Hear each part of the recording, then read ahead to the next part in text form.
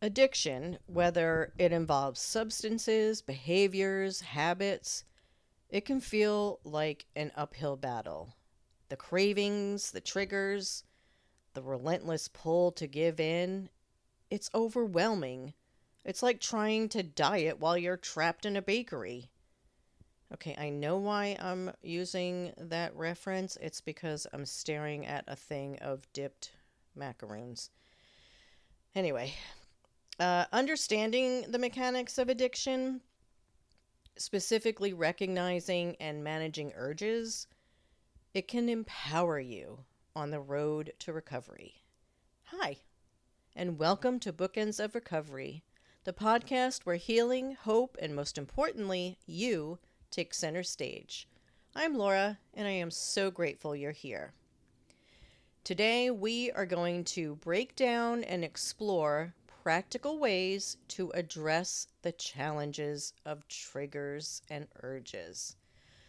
So, first, let's talk about the difference, because understanding the difference between a trigger and an urge is essential for managing both. So, first, a trigger is, it's like an external or an internal event, or like the emotions or circumstances that spark that desire to engage in that addictive or unhealthy behavior. So, for example, you might see someone, drinking, and that might remind you of maybe a happy time at a bar or a stressful work day. Might make you engage in your healthy behavior. So that's your trigger. Uh, or perhaps you see maybe a picture and it gives you that strong anxiety provoking response, and that makes you want to reach for or do an unhealthy behavior. Urges are on the other hand, are the intense, immediate cravings or desire to act on that trigger. So a trigger sets the stage, and the urge is like that bright neon sign saying, do it, do it, do it. So recognizing your triggers can help you anticipate and avoid the situations that lead to urges. But what do you do when an urge sneaks up on you like, I don't know, like a creepy spider? Sorry, spider lovers. So, how long do urges usually last? Well, the good news is while they feel powerful, they are fleeting. So, what I'm about to say might freak you out a little bit, but an urge can last anywhere from 10 to 30 minutes. However, the intense ones, or the intensity of it, is actually kind of brief, where it's only a few minutes. So you can actually ride it out. Uh, and it may feel like an eternity in the moment. The key is remembering it will pass. And so we've talked before about riding the urge, so I'm not going to go into it too deep. But you can think of the urge like a wave in the ocean. At first it rises, it builds in intensity, but inevitably it crests and then it falls. So the trick is to ride it out without letting it knock you over, right? So remember when we talked about, you know what? I'm just going to go ahead. We'll go ahead and do a quick review of urge surfing in case you didn't hear it the last time. So for those of you that have, just fast forward like maybe 2 or 3 minutes. So put your visualization caps on, and we'll do a mindfulness urge surfing. So it's just a technique that helps you observe your cravings, your urges, without acting on them. So instead of fighting the urge or giving in, you focus on riding it out instead. And you don't have to be all into mindfulness and, to use this. So the first step is notice the urge. Pay attention to where you feel it in your body. Maybe there's like a tightness in your chest, or your legs are restless, an insatiable desire to just, scream, whatever. Uh, and then the next step is acknowledge it. Say to yourself, this is just an urge. It's temporary. It will pass. And it will. Then breathe through it. Deep, slow breaths. Those belly breaths I love to talk about. Those breaths can help you stay calm as the wave of the urge builds and eventually subsides, because that puts space between you and the urge. And then the next thing is you want to stay present. So instead of focusing on the urge, redirect your attention to the sensations of your breath or the sounds that are around you. Like for me, it would be like my dog's barking outside or the jets flying, above me. And then the next thing you'll do is you're going to detach and reshift. And that just means, remind yourself that the urge is not a command. It's not an order for you to do something. You don't have to act on it. And then you're going to reshift your energy towards something positive, like gratitude or, something good that happened during the day. And then you'll actually do something like get up and move, reorganize your kitchen cabinets or your silverware drawer, or do some jumping jacks. But the idea is and as I'm saying it, you'll notice it doesn't take a lot of time. But the idea is to not get so absorbed into your trigger. You're detaching from it or from your urge. You're detaching from it and being the observer. And then you're shifting away from it and redirecting your energy elsewhere.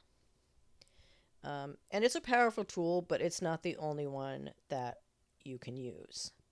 You can journal, right? We talk about writing down what you're feeling during an urge. And don't be afraid to really get down to the nitty-gritty. Because we've talked about, all the journaling that we do, like nighttime journaling, gratitude journaling. But for this, you can actually talk about what you're feeling in the moment of an urge.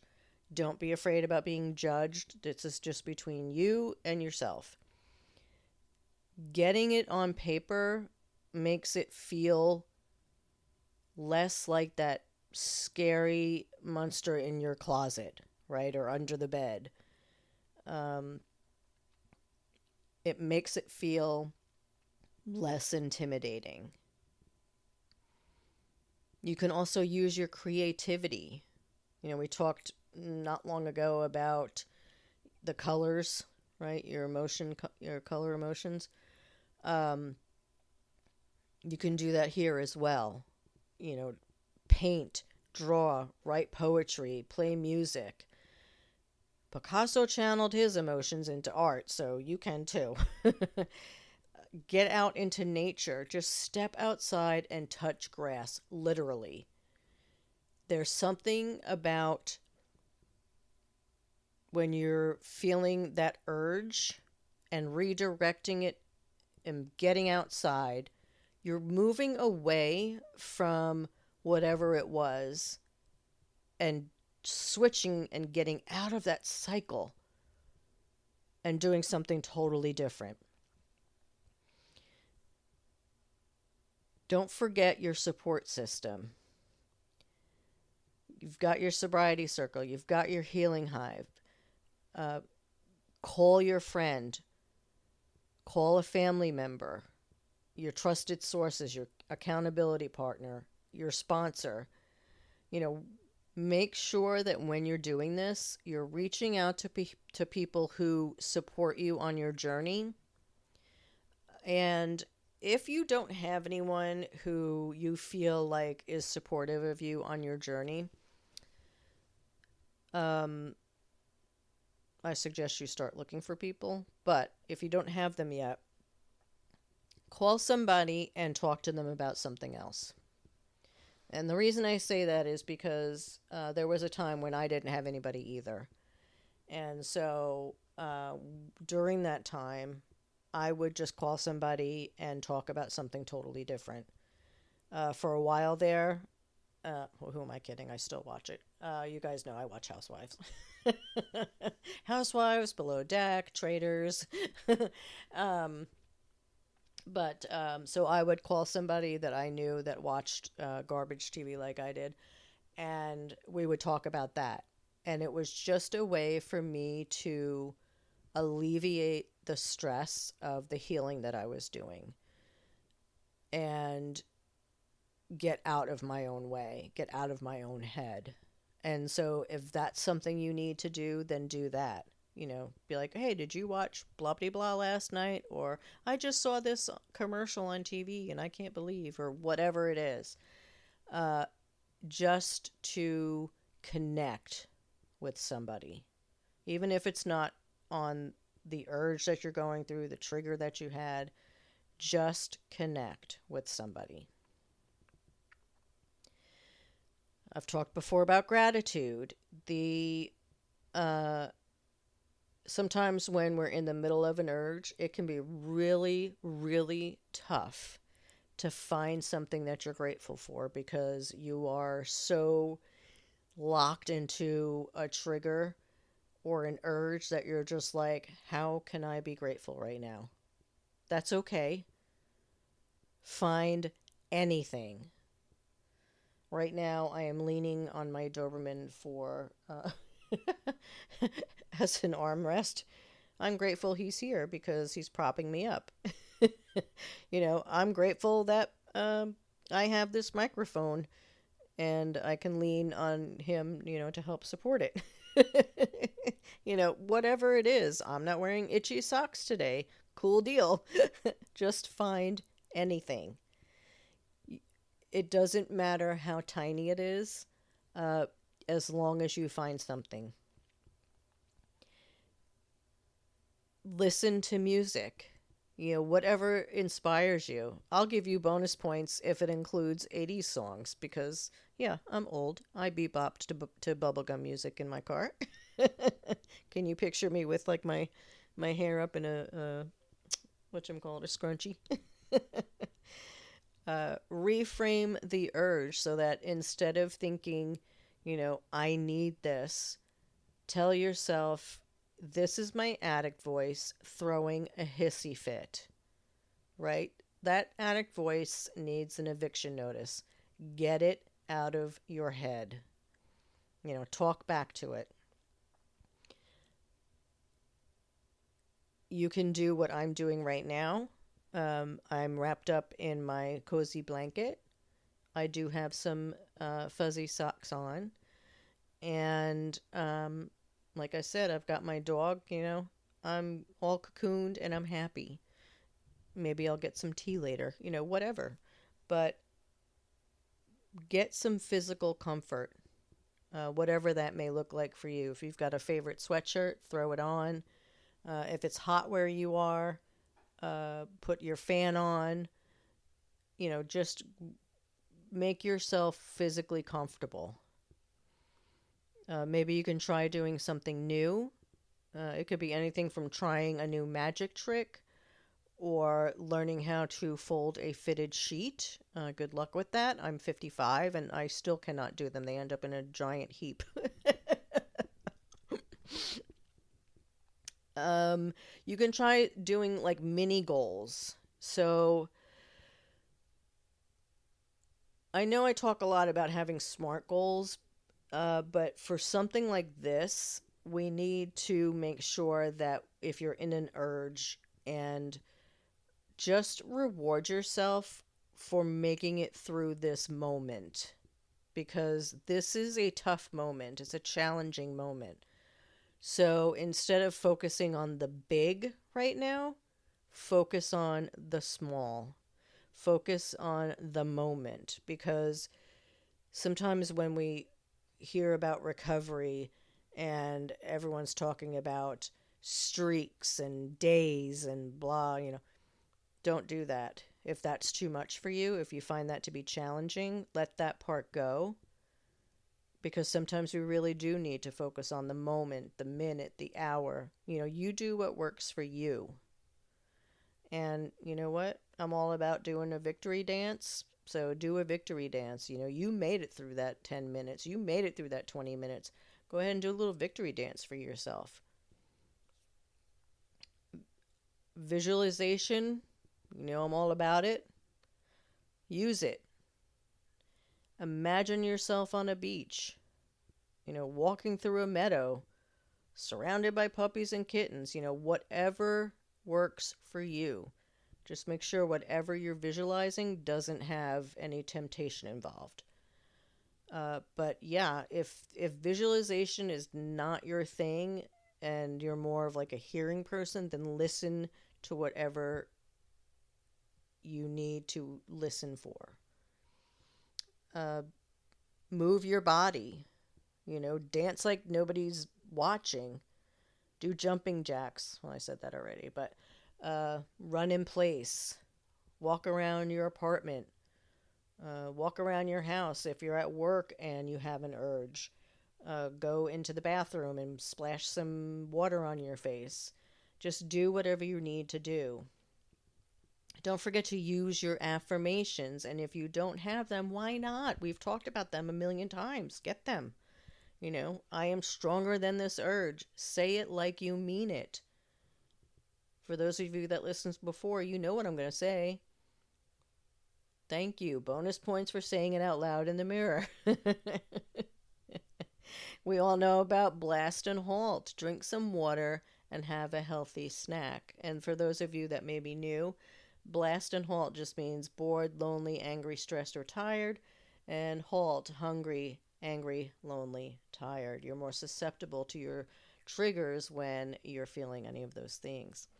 Mindful walking, take a walk and notice those things that are around you. This way, if you're starting to feel that urge, we're not doom scrolling on our phone, right? Because if I'm saying, well, go outside and take a walk, don't bring your phone. I want you to notice branches on the trees. What color are they? The cracks in the sidewalks. Maybe it's too much for you to look around right now. All right, that's fine. Look at the ground. Notice the cracks. What are this? Are they splintering off? Are they just one of them? If that's too much, you don't even want to focus on that. Feel the air on your face. But just notice things. And then expand out, right? Because we don't want to go inside your head. You want to expand out and look at the things around you. Be sure and try some laughter therapy. Watch a funny video. Watch a funny movie. Well, I know we're in an urge, so gotta do something fast. But watch a funny, YouTube video, or if YouTube is a trigger, don't do that.